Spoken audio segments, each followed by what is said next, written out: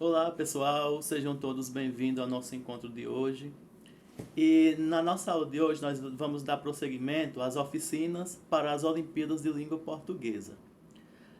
Vocês já viram no encontro passado que o gênero textual contemplado na série de vocês, o nono ano, é o gênero crônica.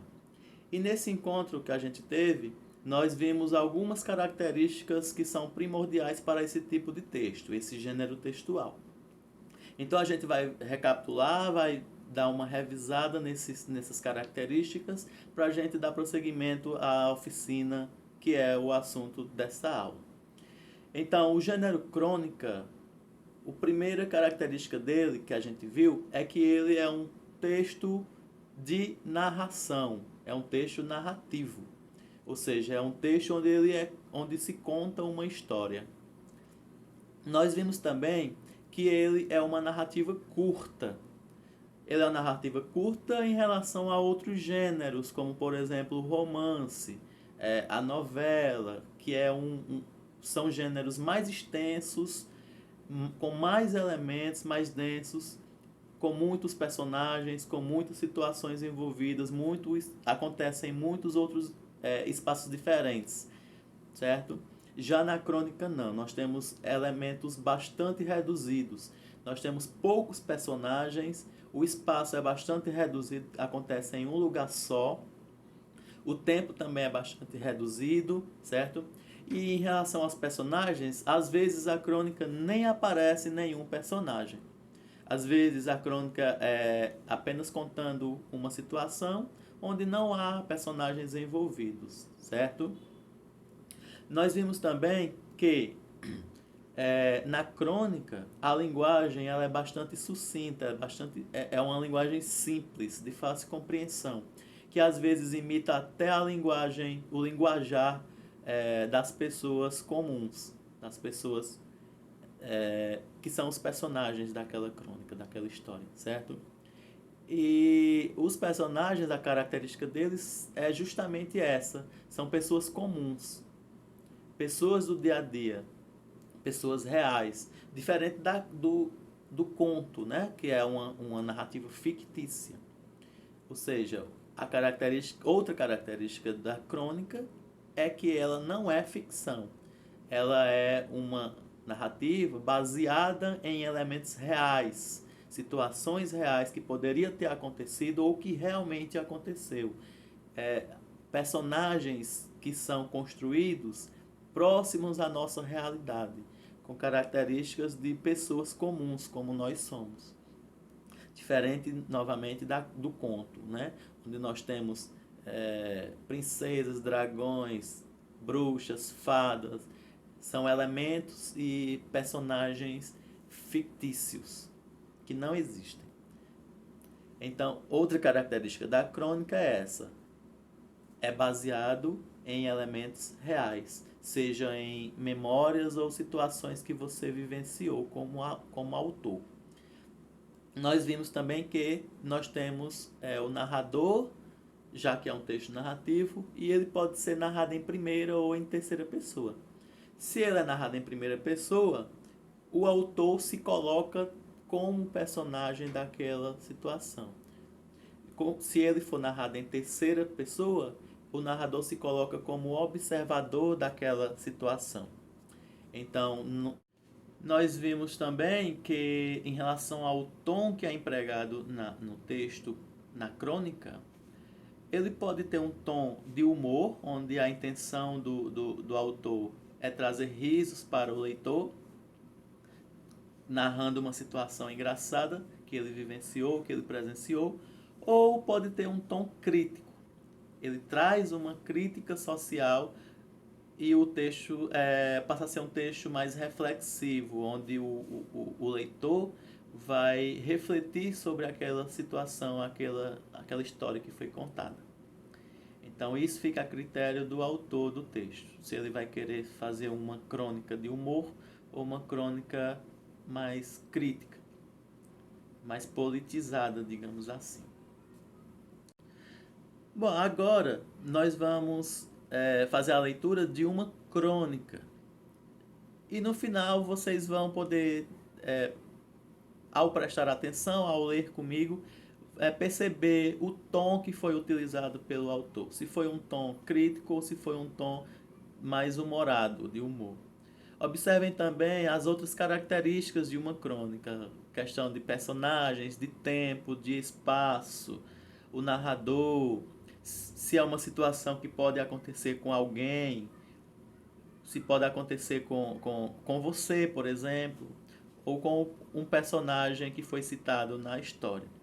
O título do texto é O Papo Vai ao Banheiro.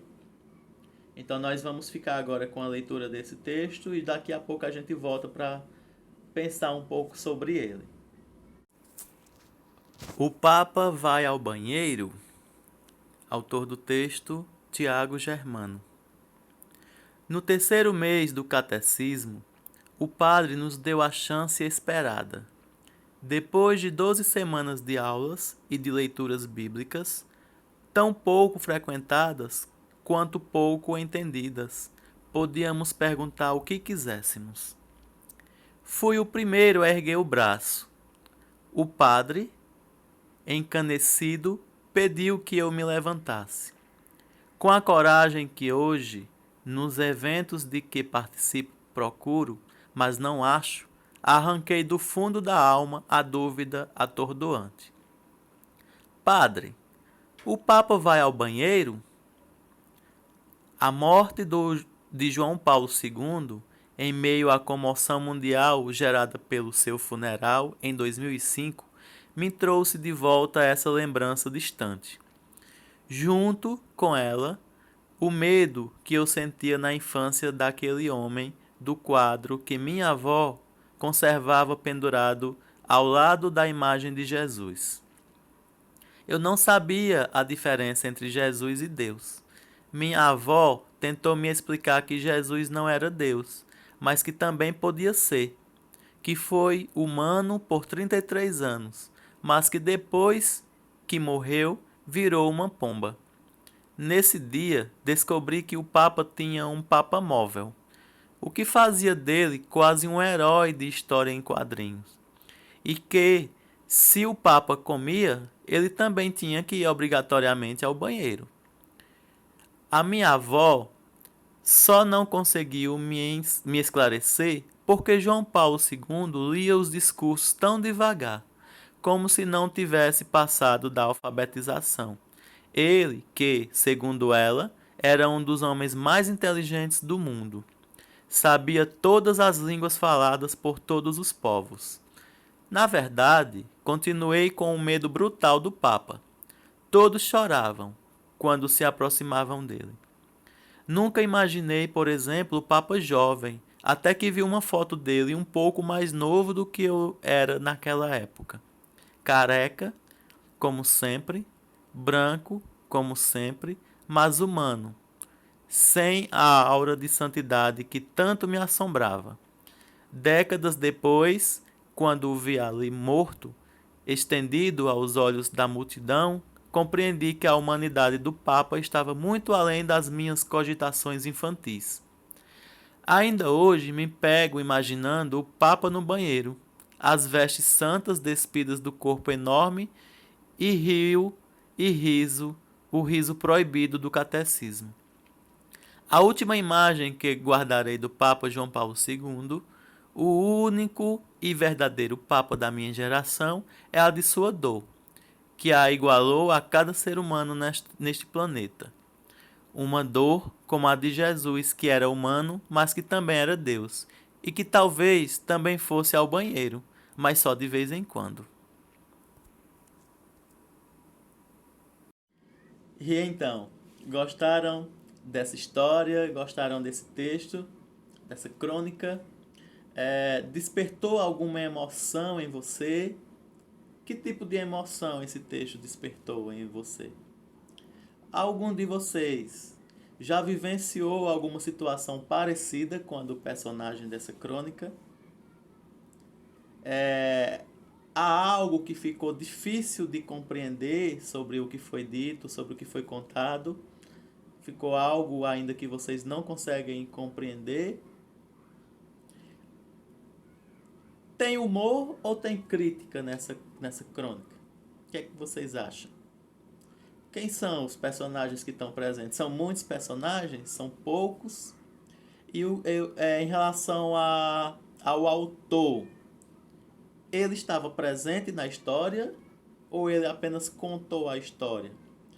Se ele estava presente na história, ele é um dos personagens. Então, essas reflexões nós vamos ter no nosso formulário e vocês podem ler novamente, que está disponível em anexo esse texto completo. Leiam novamente e respondam a esses questionamentos no nosso questionário, no nosso formulário, certo?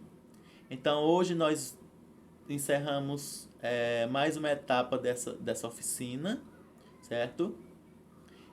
E nas próximas aulas nós iremos conhecer outras crônicas e vamos nos aprofundar ainda mais sobre esse gênero textual, até que vocês, enfim, poderão produzir a própria crônica de vocês.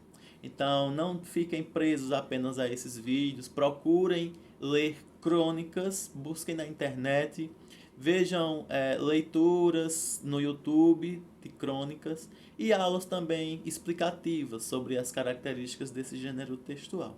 Então, esse foi o nosso encontro de hoje e eu espero que tenha sido agradável para vocês.